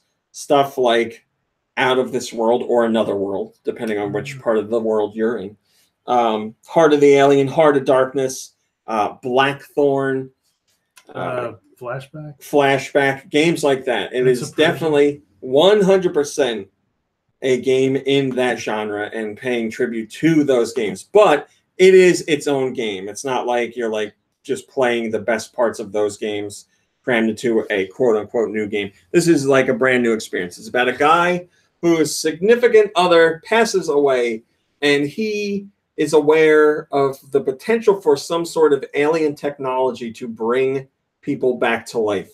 So he makes it his mission to set out and try and hunt down this solution. And it definitely feels like a game straight out of that era of video games. It really, like, the team that made it really was familiar with those type of games and the vibe that they have and the feeling and how they control and stuff like that. So if you like those games, I really have no reason why you wouldn't like this game. It fits right in with all of them. The visuals maybe the visuals can be beautiful, but the visuals maybe aren't as sophisticated as or as nice, I guess, as some of those other games, because those games, like especially when it comes to Another World or Out of This World, that was really pushing visuals at the time. It was unlike any game I had ever seen. And Flashback has like super smooth animation and stuff like that. This game doesn't have the polish when it comes to graphics like those games did. It's not bad by any means. Like I said, there are times when it looks really good, but you don't have the level of animation, certainly. And sometimes that's not such a bad thing, because in those classic games, the animation kind of got in the way of the gameplay. Sometimes you'd have to let a character finish their animation before you could go into the next thing. So you'd have to like anticipate a jump rather than just hit the jump button when you wanted to jump. So there's some bonuses to it. It's just, you know, but the soundtrack is phenomenal. Soundtrack does a great job of putting you in the game and building atmosphere, which is something I felt was lacking in those other games. There's not really too much music to speak of in those games. But yeah, you run and you jump and you solve a lot of puzzles and you die a lot. And there are some challenging puzzles. There's nothing where I'm like, oh my God, I've been stuck here for hours. But there are puzzles that you need to stop and think about, and will have you like scratching your head for a little bit. And one of the main mechanics in the game is you get something that gives you the ability to have a shield, the ability to create a like a shadow of yourself. So it's basically, it lets you teleport back to your shadow or your outline. There's like this thing also lets you interact with alien technology, and there's something else I'm forgetting. There's telekinesis. It lets you move certain items around. So all of these play into the game's puzzles and are used really well, actually. There's a lot of puzzles that use them all. And the game does a good job of like introducing you to these mechanics and saying like, here's how you use this one, solve puzzles using that. And then as you get further in the game, it's like, okay, you got to use all of them together. But yeah, really good. Really enjoyed it. Great HD rumble in it. I feel like they did an excellent job of matching it to the action on screen. So if you have any interest in those games, definitely check this one out. It is the remastered version of The Way. The Way is on PC right now, but this remastered version will only be on Switch as far as I know. And it includes voiceover, which is kind of it's all right. Some of the actors are okay, but you can turn it off if you want. Obviously, the HD rumble wasn't on other platforms. They reworked some of the graphics and they reworked some of the gameplay elements that people complained about in the original. So I didn't play the original, so I don't know. When did the original come out? I don't think all that long ago, maybe a couple of years ago. But yeah, excellent game. Excellent game. If you like those games, you will definitely, if you like that type of game, you'll definitely like this one. Really enjoyed it. And you don't see games like that really anymore at all today. I'm trying to think of the last, man, I can't think of the last one. They don't make them like that anymore. They really don't. So, blast from the past, but in a good way. Excellent game. Oh, and then I started playing, after I finished that game, I finally started playing a game I've been meaning to play for a while. Can you get music ready? Yes. I started playing Dandara, or Dandara, I don't know how the hell you're supposed to say it, on Switch.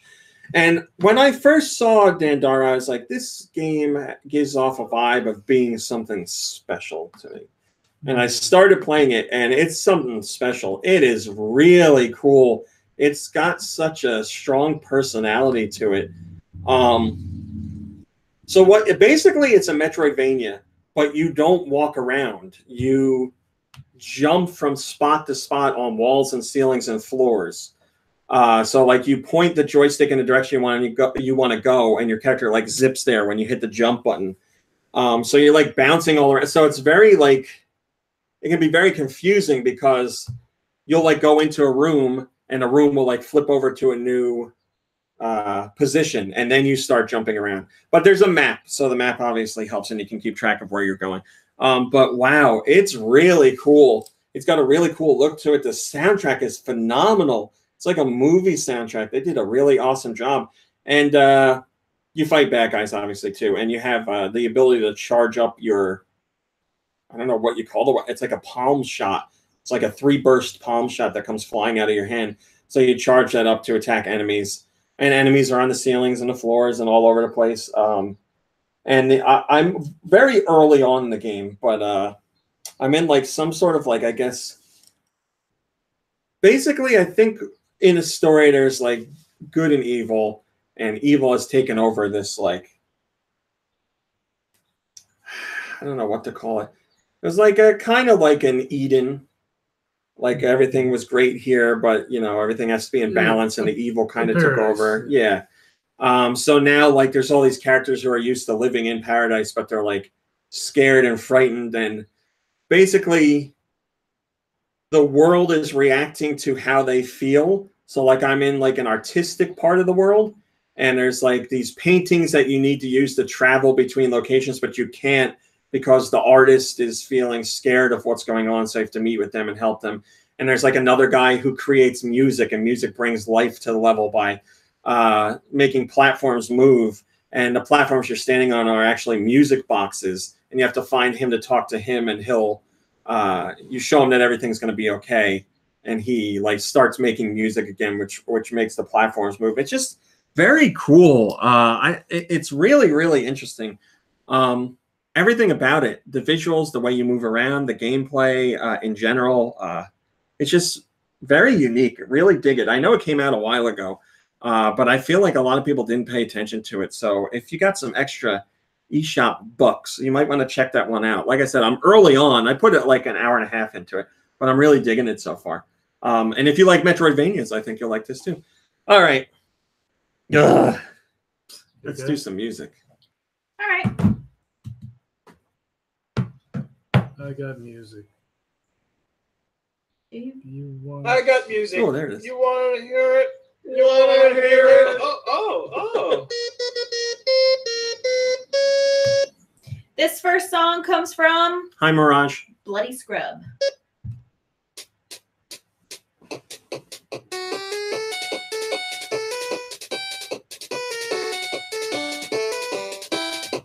Sounds like Kenny is. It is.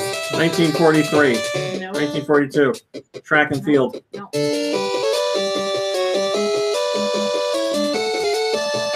Some kind of sport. I don't think so. No G, man. No.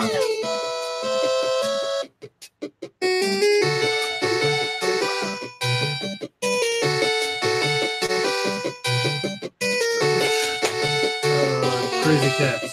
No. I'm bad luck with music lately. Yeah, I got no idea. We don't know. Bubble Bath Babes. Oh, come on, man. Is that a point Really? Yeah. Came from Bloody Scrub. It's like a puzzle game where you pop bubbles to see the girls' boobies. It doesn't sound official. Bubble bath boobs. Oh, it's Bath official. Gibbs. Officially hot. Yeah. This one comes from B. Mori. Oh, I like that fart bass right off the bat. All right. It's either GBA or DS. DS. How about Ghost Trick? No. That bell is either, or that, whatever it is, Christmas or Asian. I don't know. All right, it can't be Christmas. Is this Christmas related? I don't think so. Is it a Hotel Dusk or something? Nope. Let me turn it down a little bit. Is it Sega? Nope. First party? Sure is. Oh, Pokemon. Yep. Yeah. Pokemon Black and White. No. Black and White 2. Pokemon. Diamond and Pearl. Yes. Hey! That was from B. Mori, and it was Pokemon Diamond and Pearl. This one comes from Glitter Bubble 3. Butt rock the game. Yeah.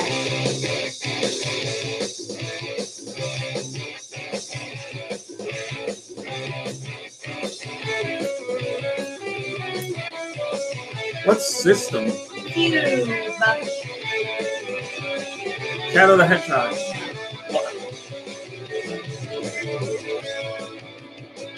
F-Zero. No. Is it Sega? No. I don't think so. Could be wrong. Tony Hawk something. No. BMX something. That has licensed music. It's like a sport, right? Or racing. That's a sport, yeah. I think it's a race. Cruising the other side. No. How about SSX? No. How about 1080 Avalanche? No. San Francisco Rush.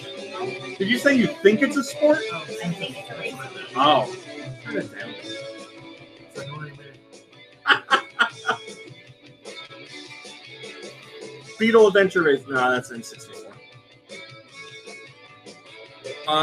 Vigilante 8. No. It's not racing. Wave Race. Damn it. You know, whatever it was called. Blues Storm. Need for Speed something. Oh. I'm naming every damn racing game I can think of. Well, you're forgetting one. Mario Kart. Crazy Taxi. No. It's not a racing game. Daytona. Nope. The franchise? You say it wasn't Sega? It's not Sega. It's licensed. Licensed. Commercial. It's on the Cube. Licensed racing game. I think it's a racing game. Yeah. All right, we don't know. Go ahead. Simpsons Hit and Run. Oh, that is a racing game. Well, It's like a GTA game, but yeah, there's I'm sorry, cars in that's it. what I meant. You Wow. ruined that for us. F you, man, I did not. So that was Simpsons Hit and Run on the GameCube from Glitter Bubble 3. Here comes one from Mikey3319.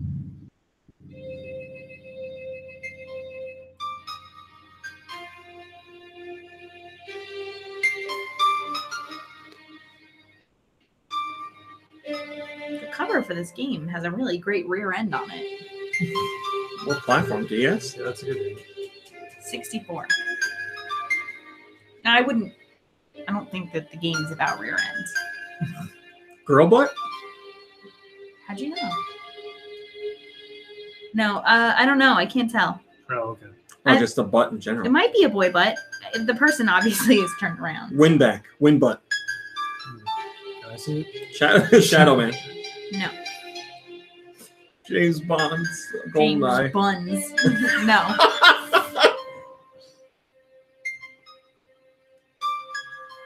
Perfect Dark. Uh-uh. That's got eyes on it, right? Oh, yeah, that's right.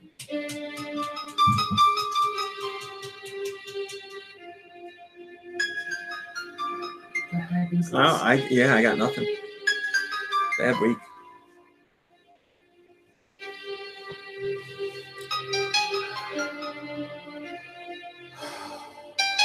Castlevania? No. I Like got a horror game? Like, what's with this music? Nightmare Creatures. There's no butt on that. If you thought there was a nice butt on that, then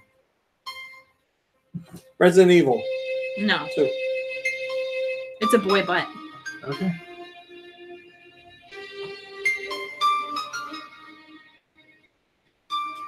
Yeah, I got nothing. The game is Body Harvest, or perhaps Booty Harvest. Look at that butt. Good butt. Body Harvest. Can God damn my it. friends see that? Sure. Booty Harvest. Yeah. I Booty like it. Harvest. Booty We've Harvest. only got one right. So this would be the third one you got wrong, right? Thanks. Oh, no. Next one comes from Wired. Or does it?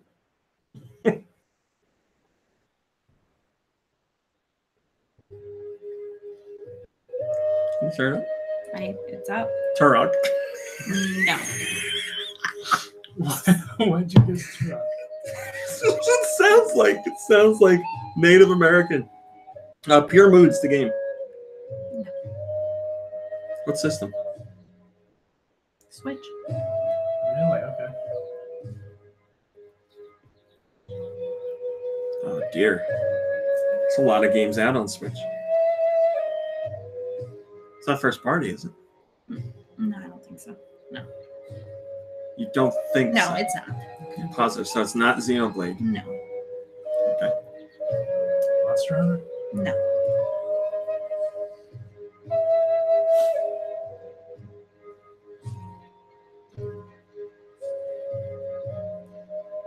Turn it up one more, please. Whoa.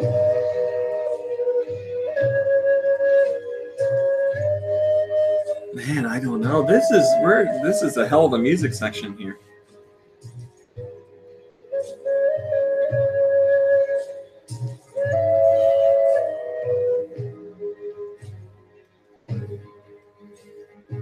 Franchise?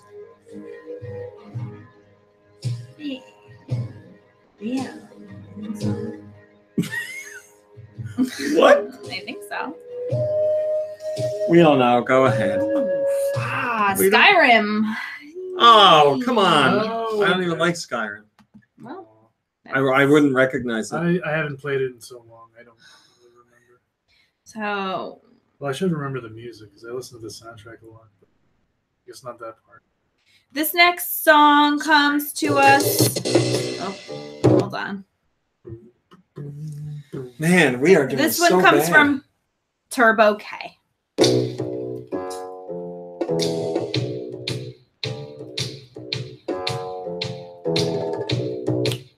This is familiar. What's this one? Wii. Mushroom Man? No. Insecticide wasn't on Wii. No. Sam and Max. Yeah, I was gonna No. say Sam and Max. Back to the Future. Nope. It's not first party. No. No way. Definitely not first party.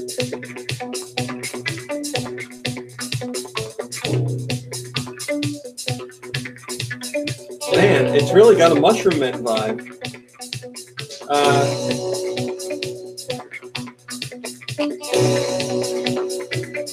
No. What's the name of that spider game? Spider game. Oh, Deadly Creature. Deadly Creatures. Nope.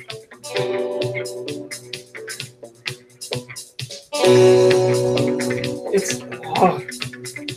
franchise? I don't think so. You don't let George laugh at you like that? Is that a hint? No. He's just laughing at you. This game about lime? No.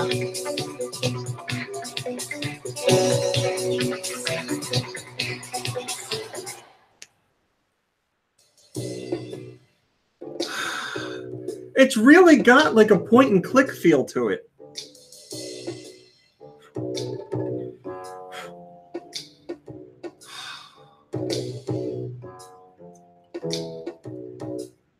I'm doing so bad. Oh, it's not that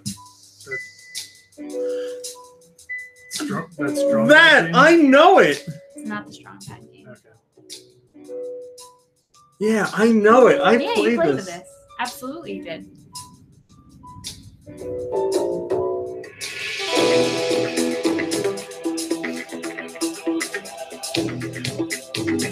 Oh, this one's gonna drive me nuts. I really don't want to get this one wrong. Oh my goodness. It is. Oh! Oh, really? Oh! World World of Goo! Good for you. Oh, Oh man, that's why it's driving me nuts because I just heard it. I was playing with my mom. The one part that just like played a few seconds ago, I was like, oh, okay, it's all I do. Yeah. That was World of Goo, and it came to us from Turbo K. This one comes from John. Oh, I get it.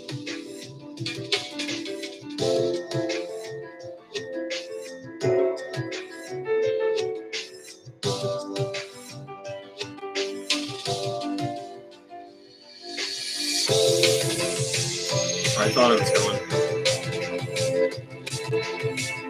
This is familiar too. What's this one? Wii U. Boop, bap, bada, boop, boop, bap, bada, boop, bap, bada, boop, boop, bap. How about Xenoblade? No. This is this first party? No. This is very familiar.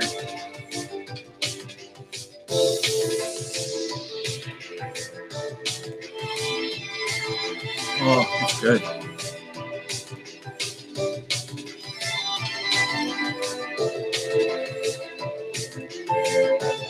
It's right on the tip of my tongue. I know it. Not No.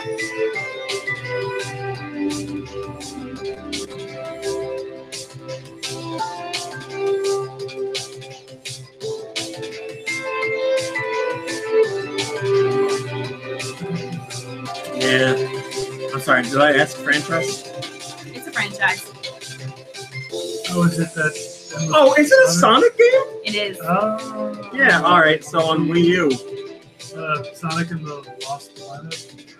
Lost World. Lost World. Yeah, that's it. Sonic Lost World. See, when Sonic doesn't give you that guitar Horrible stuff. butt rock. So I'm that like, was "Oh, it's Sonic good." Lost World on the Wii U, and that came from Ooh, John. excuse me. This one comes from Brian Rollins. Oh god, it's awful. You're making it. NES, Nope. Game Boy, Color. Yeah. Turn it down, please. Is it licensed? No. Oh no. It's a franchise, though. Pokemon. No. And there's a free pager offer on the cover.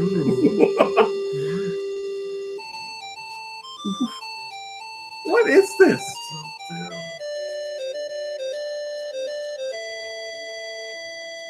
Like, is it like a feels like a board game to me. It's not. Is it like a game show? Mm-mm. I don't like Is it. it a sports game? No. Simpsons. No. Mickey Mouse something. No. No. Warner Brothers. No. Did you say it wasn't licensed? It's not licensed, but it's a franchise. Oh yeah, that's Oh man. Ah! right. Oh, well, oh my god. I don't know what it is. Just Just turn it stop. off. Just Little turn it off. Mermaid. Give up? Yeah. GTA. What? I was gonna guess that. I really was, and I was like, Chinatown Wars. Oh wait, that wasn't on. Damn it! I should have just went with my guess. Sorry. That was GTA on the GBA from Brian Rollins. Wait, on the GBA. GBC, I'm sorry. Oh, okay. God, I'm pissed off. I could have had Comes that. from Jet Jaguar. Focus all text.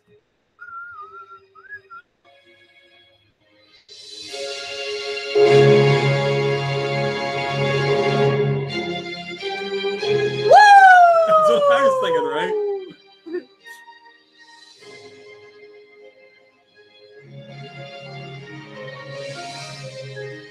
What's this one?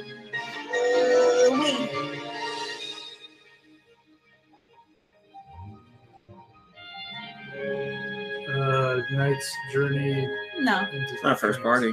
don't think so. Too nice. Too many real instruments for first party.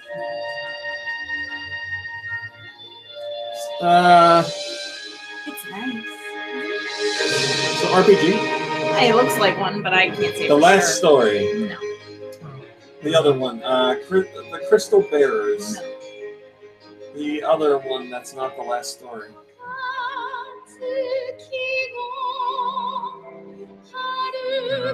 Xenoblade Chronicles? No.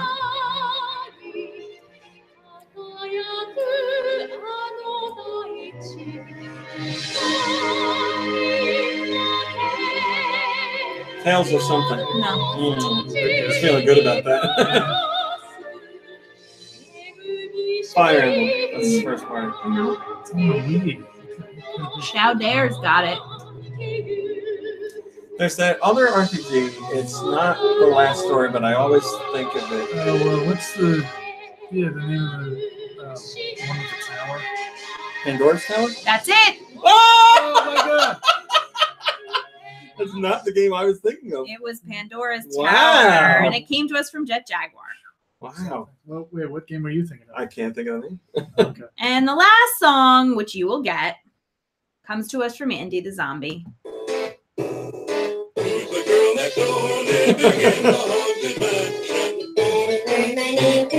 Ashley. Oh, it's a WarioWare. Twisted? Huh? Yeah. I love how sour Ashley's voice is. It's a sour person. You should be afraid of that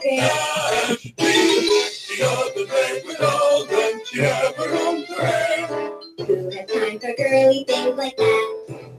Who has time? This is sour. I got the hex on you.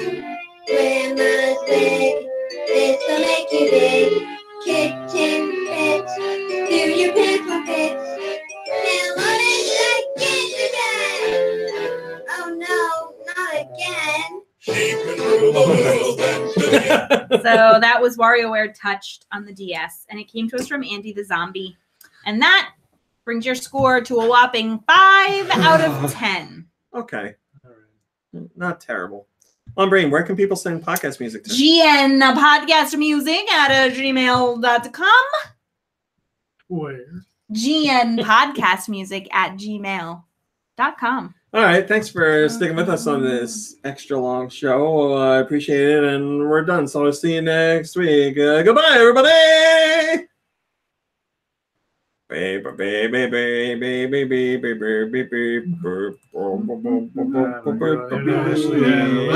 Next door. All right, guys, we got after show. We got a couple minutes to talk about whatever you want to talk about. I mean, we can do that during the show too, but here it's uncensored, so we can say like Farts. Vulgar. Titties. Anus. What is that noise? Motorcycle. The Why is papas there are a out. motorcycle in the yard? The papas are out, and they're proud today. Thanks, Owl Wolf. I appreciate it. Good night, Peace Biscuits. Peach Biscuits. Peach biscuit. Showed Mom Brain a really nice cat shirt the other day. Had a cat wearing a chef's hat that was kneading dough. And like French bread was floating behind him, like a whole bunch of French bread. Just floating. Yep. Yes, you can speak cursive. It's true. Do they still teach cursive in school? No. No, really. Not in my school. Yeah, like what? When did they stop exactly? Why did they start? I love cursive, but why did they start? Well, what else were It's they like a gonna teach tradition. back in the day? There just weren't that many things to learn back then.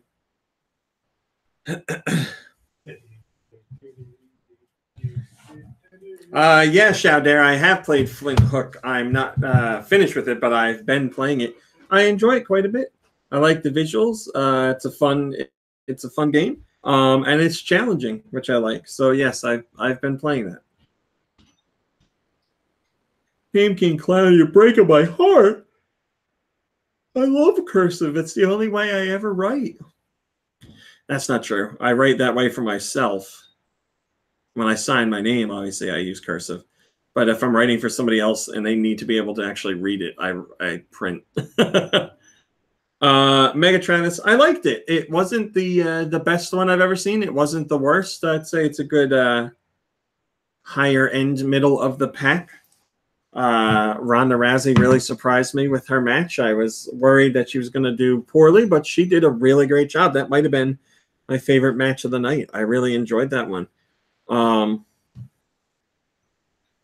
very tired of Brock and Roman Reigns. And we're getting it again in a couple weeks. But what are you going to do? All right. That's your after show discussion. Wish I had more time to talk about wrestling.